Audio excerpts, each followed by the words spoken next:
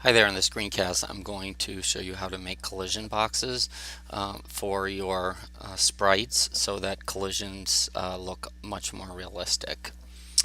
Okay, so the problem right now with using our images is that the sprites only take up a small portion of the image. There's a lot of empty space on all sides of our sprites. So one solution to this, well actually, so because of all this empty space, when you call the intersects methods for the rectangle of your sprite and the other sprites, essentially C# is looking for when the outside of the rectangles intersect, not the actual spot where your sprite is drawn inside the rectangles. So the solution to this problem is to draw a completely a second set of rectangles that will be, and each of the rectangles in the set will be located inside the rectangle containing the image of a sprite.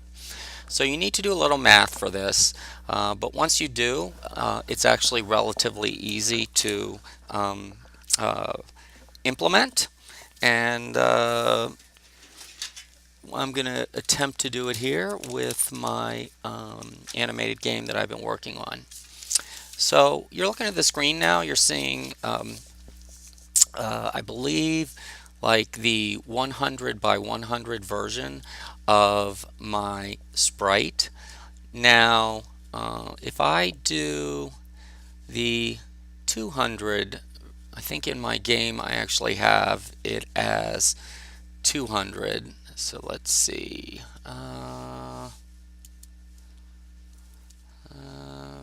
No, hang on. Oh, I have it 100 at one point and then 200 at the other point. So I'm going to fix that right now.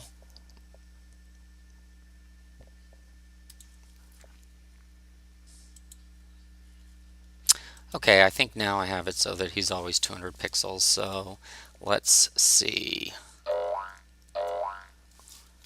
Yes. All right, and the monsters that are coming at him are, or the ogres that are coming at him are 50 by 50. Okay, so if I open one of the images, you can see that my monster only takes up a portion of the rectangle that I'm projecting. So I'm going to resize it temporarily. So these 200 by 200 pixels. Okay, so now if you look at him, well, this is 200 pixels across. It looks to me, and I'm going to use a program I call HyperSnap, or that's called HyperSnap, which will actually measure the distance.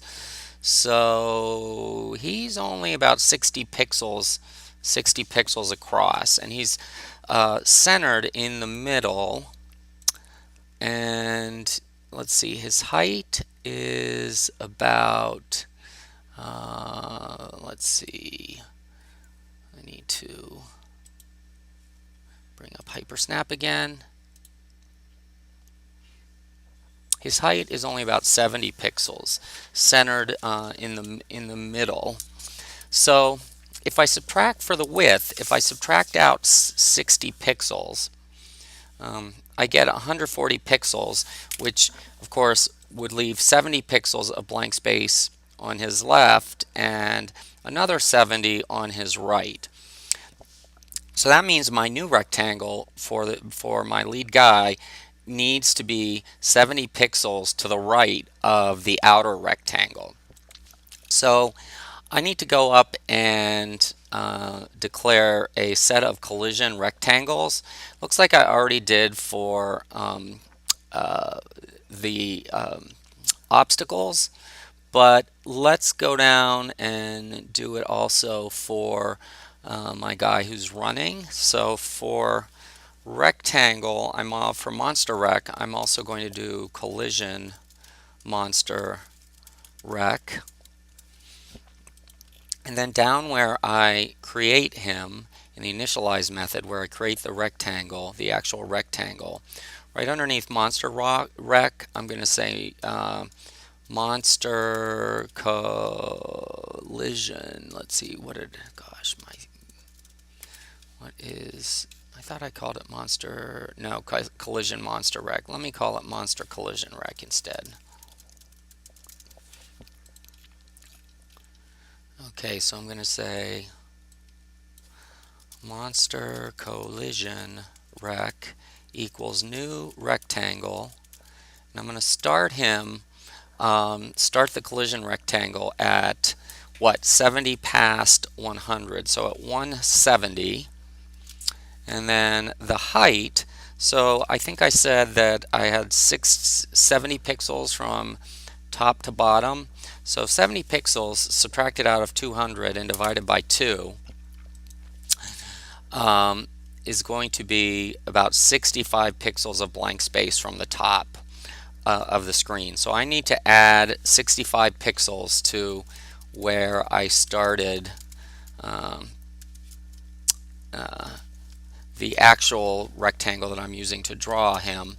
And now I'm going to, let's see, he's going to be what did I say, 60 pixels wide and 70 pixels tall.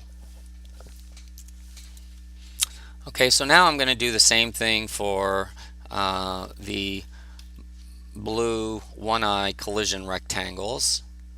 So I'm going to, first of all, I need to create the array, and let's see, so I'm going to say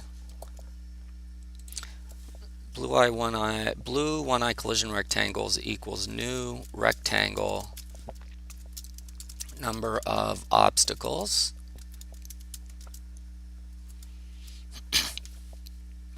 All right, so now I need to where I actually create the individual rectangles, I need to do after I create one, I need to say blue one-eye collision rectangles bracket I equals new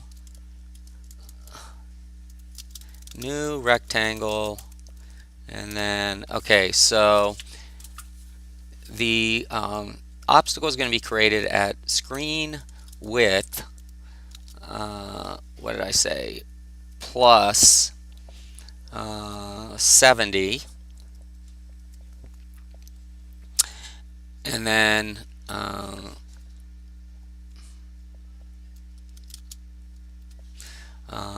screen, and next it's going to be, let's see, blue one-eye rectangles bracket I dot length or dot height plus, and then what did I say, 65. Okay, and then let me instead of screen width, let me put blue one-eye rectangles dot width plus 35. Or no, I'm sorry. This is dot y. Yeah, it's better. Oh, so here's the deal. My small monster is only 50 pixels wide. So proportionally, so let's see, 60 out of 200 is the same thing as 6 out of 20, which is the same thing as 3/10. So with the small monsters being 50 pixels wide, I'm going to subtract out 30 pixels on either side of their width. No, let's see, 3/10, 15. I'm going to subtract out 15 from their width to account for the blank space. So I'm going to say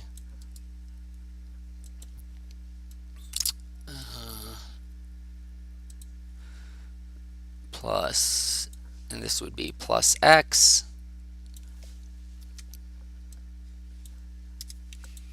and then I'll say this plus 12, and then they are going to be, let's see, If I subtract out 15 on either side, they would be 20 pixels by, and if I subtract out 25 by 25. Okay, so now I'm ready to start. Let's see.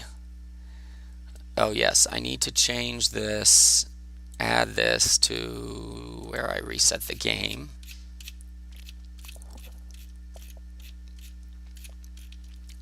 So I'm going to say I need to add that, and then I also need to add the monster wreck line.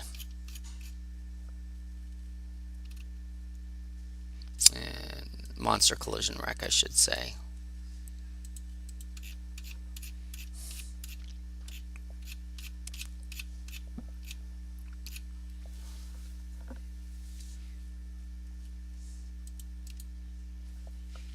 Okay, so that would be here. And now I leave the code for drawing. I still use my old textures to draw. However, instead of checking for collisions of the drawing rectangles, I'm going to check to see if the collision rectangles intersect. Oh, and I also need to make sure that every time I move the monster wreck or their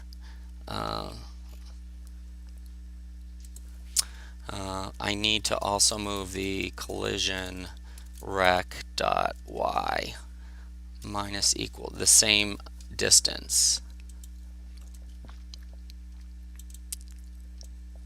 Okay.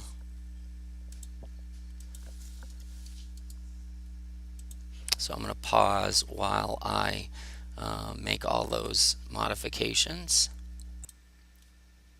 Alright, I'm back. So I think you can see that if you look at it, anytime I moved the monster wreck, I also moved the collision wreck the same distance. And every time when I reposition each of the obstacles, the blue eye rectangles on the right side of the screen, I also then immediately reposition the corresponding collision rectangle to the correct number of pixels past its original rectangle on the right side of the screen. So that is this line right there and this line right there. Okay, so now all I need to do is to check for collisions with the collision rectangles instead of the original rectangles I used. So let's see if I can let me find where in the code I do that. So I'm going to do a quick search for the intersects method. Okay, so there it is. So I'm going to say if monster collision rec dot intersects blue one eye collision rectangles bracket I, then the game is finished and I'm done. Alright, so let's see if that's really all I need to do. Let's see if my collisions are a little more realistic looking now.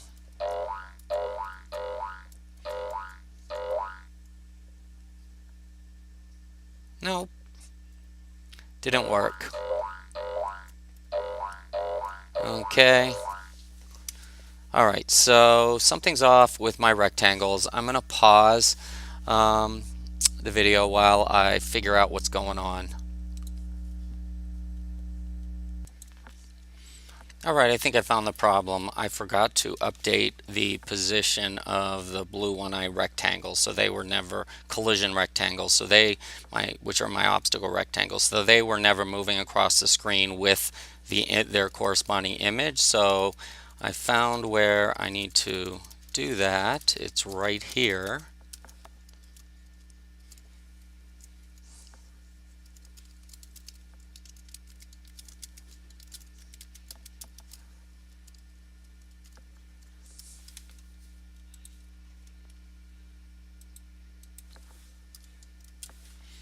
Okay, and now let's see if it works.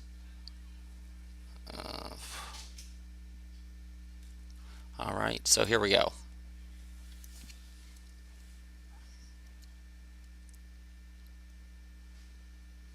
Yes, very good. All right, so let's try it again. Yes, excellent. So that's how you do it. That's how you create a collision box. Now you can tweak the numbers, obviously. So if you want the guy to go further, like for example, if I only want it to count if the little blue guy hits him kind of in his round belly and face portion and not the legs, then I can change my collision box accordingly. But pretty much it's a lot more accurate now, I think we'd all agree. All right.